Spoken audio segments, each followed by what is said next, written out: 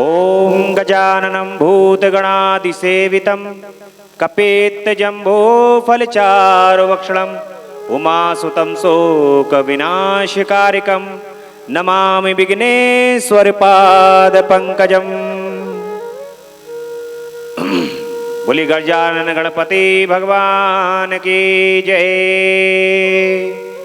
ओम पितृदेवाय नमः। ओम पितृदेवाय नमः।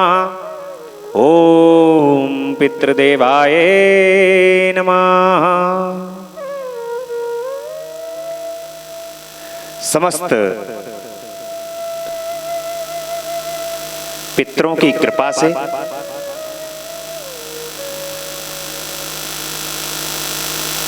पितरों की कथा का वर्णन करने का अवसर प्राप्त हुआ है।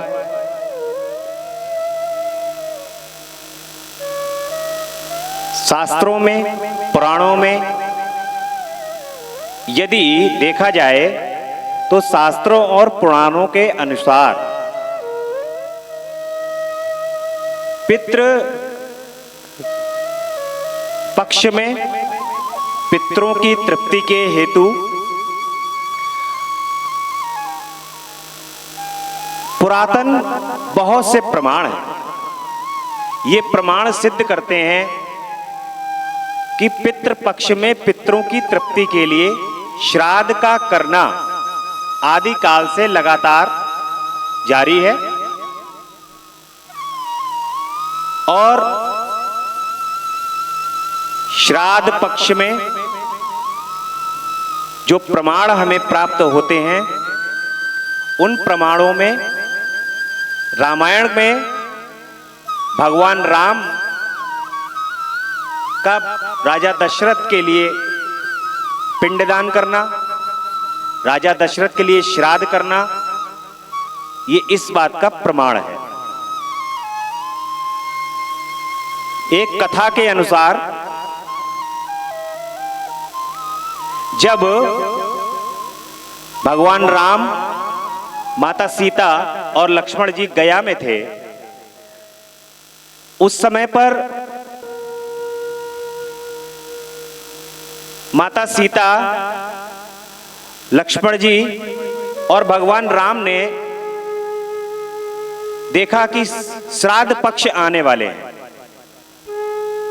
और श्राद्ध पक्ष में राजा दशरथ जी का श्राद्ध करना है। दोनों भगवान राम और लक्ष्मण जी श्राद्ध की तैयारी हेतु गया जी से जाते हैं व्यवस्था करने की। आज श्राद्ध है पिता का, आज श्राद्ध की व्यवस्था करनी है। माता सीता फल्गु नदी के किनारे बैठी होती हैं गया में। गया जी में फल्गु नदी बहती है। वहां पर माता सीता बैठी होती हैं। भगवान राम को और लक्ष्मण जी को श्राद्ध की व्यवस्था करने में थोड़ा विलंब हो जाता है और मध्याह्न का समय निकलता चला जाता है। परंतु जैसे ही मध्याह्न का समय आता है उस समय पर राजा दशरथ का हाथ पिंड लेने के लिए फल्गु नदी में से बाहर निकलता है और वे माता सीता से कहते हैं कि मुझे पिंड प्रदान करो। मां फल्गु नदी की बालू को पिंड बना करके राजा दशरथ के हाथ में रख देती हैं और अनेक आशीर्वाद देते हुए राजा दशरथ वो पिंड लेकर के, वो हाथ पिंड लेकर के फल्गु नदी के अंदर चला जाता है। कुछ देर के पश्चात, विलंब के पश्चात भगवान राम और लक्ष्मण जी जब वापस लौट करके आते हैं तो मां उनको सारा वृतांत बताती हैं कि इस प्रकार से पिताजी के हाथ आया, हाथ में उन्होंने पिंड मांगा, पिंड स्वरूप मैंने बालू का पिंड बना करके उनको दे दिया, जिससे वो अति प्रसन्न होते हुए गए। भगवान राम को और लक्ष्मण जी को लगा जैसे ये इसमें इस बात में सत्यता नहीं है। उस समय पर मां ने उस बात की सत्यता का प्रमाण देने के लिए गाय को, ब्राह्मण को, फल्गु नदी को और बट वृक्ष को साक्षी बनाया। जब मां ने गाय से पूछा कि आप गाय से पूछ लो, तो गाय ने कोई जवाब नहीं दिया। ब्राह्मण से पूछा तो ब्राह्मण ने कोई जवाब नहीं दिया। बट वृक्ष से पूछा तो बट वृक्ष ने कहा कि हाँ, ये बात ठीक है। राजा दशरथ का हाथ आता है और वो बालू रूपी पिंड को लेकर के जाते हैं अति प्रसन्न होते हुए। इस पर बट वृक्ष को मां ने आशीर्वाद प्रदान किया कि तुम दीर्घायु होगे, और गाय को और ब्राह्मण को श्रापित किया।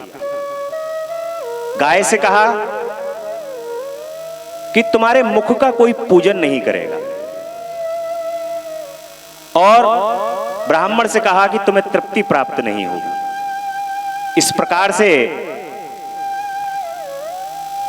ये प्रमाण प्राप्त होता है। और फल्गु नदी से कहा कि तुम्हारे हमेशा नीचे जल बहेगा, ऊपर तुम्हारे कभी भी जल नहीं होगा, जल नहीं दिखाई देगा।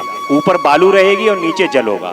तो फल्गु नदी को यदि आप देखें, फल्गु नदी को थोड़ा सा खोदेंगे तो जल निकलता है, बाकी ऊपर उसमें बालू दिखाई देती है। इस प्रकार से एक प्रमाण पिंडदान का ये भी है। और यहां से एक बात और भी प्रमाणित होती है कि जैसे कुछ लोग कहते हैं केवल पुत्र ही पिंडदान कर सकते हैं, परंतु माता सीता ने राजा दशरथ का यहां पर पिंडदान किया है, तो इस बात का यह भी प्रमाण है कि पुत्रियां भी पिंडदान कर सकती हैं, बहुएं भी पिंडदान कर सकती हैं। इस प्रकार से एक कथा महाभारत काल की है। महाभारत काल में दानवीर कर्ण का नाम हमने सभी ने सुना है। और कर्ण अपना शरीर त्यागने के बाद जब स्वर्ग पहुंचते हैं, स्वर्ग में पहुंचकर वहां पर इंद्र के दरबार में सोने, चांदी और रत्नों से भरे हुए प्लेट में वहां पर उनको भोजन कराया जाता है, और सोने और चांदी रत्न जो हैं वो परोसे जाते हैं व्यंजन के रूप में। तो वे कहते हैं कि मैं सोने, चांदी और रत्न थोड़ी ना खाऊंगा, मुझे तो भोजन चाहिए। इंद्र कहते हैं कि आपने सोने, चांदी और रत्नों का दान किया है। आपने जिस चीज का दान किया है वही चीज आपको स्वर्ग में प्राप्त होगी। तो इस प्रकार से कर्ण जो है बड़ा विचलित होने लगते हैं, और विचलित होकर के कहते हैं कि ऐसा क्यों है मेरे साथ, इस प्रकार की घटना मेरे साथ क्यों घट रही है। तब इंद्र कहते हैं कि हे कर्ण, तुमने अन्न का दान नहीं किया है। यदि तुम अपने पितरों को अन्न का दान करते तब इस प्रकार की स्थिति तुम्हारे लिए उत्पन्न नहीं होती। लेकिन अब भी तुम्हारे पास इस प्रकार का वक्त है, समय है कि तुम धरती पर पुनः जाकर के अपने इस प्रायश्चित को कर सकते हो। और 16 दिन के लिए वे कर्ण को पुनः धरती पर भेजते हैं, और धरती पर आकर के कर्ण 16 दिन तक लगातार अपने पितरों का श्राद्ध करते हैं और अन्न दान करते हैं। और श्राद्ध और अन्न दान करने के बाद कर्ण को तृप्ति प्राप्त होती है। इस प्रकार से महाभारत काल में भी श्राद्ध का महत्व है। अनन्य कहानियां श्राद्ध से जुड़ी हुई हैं, परंतु एक चीज यहां पर यह स्पष्ट हमें अवश्य होनी चाहिए कि हमें अपने पितरों का श्राद्ध पक्ष में तो उनका स्मरण करना ही चाहिए। परंतु हमें अपने पितरों का सदैव सम्मान करना चाहिए। पितरों का सम्मान, आपके घर में यदि कोई शुभ कार्य हो रहा हो तो उस समय पर आपको अपने पितरों को अवश्य याद करना चाहिए। कोई भी कार्य हो, सबसे पहले अपने पितरों का स्मरण करके उस कार्यों को आगे करना चाहिए। आपके कार्य में किसी भी प्रकार की कोई बाधाएं नहीं आएंगी। इसी के साथ सभी पर पितृ कृपा करें, सबका कल्याण करें और धन धान्य वैभव यश कीर्ति मान सम्मान संतान सुख सभी को प्राप्त करें। बोलिए पितृदेवों की जय। पितृदेवो भव, पितृदेवो भव, पितृदेवो भव।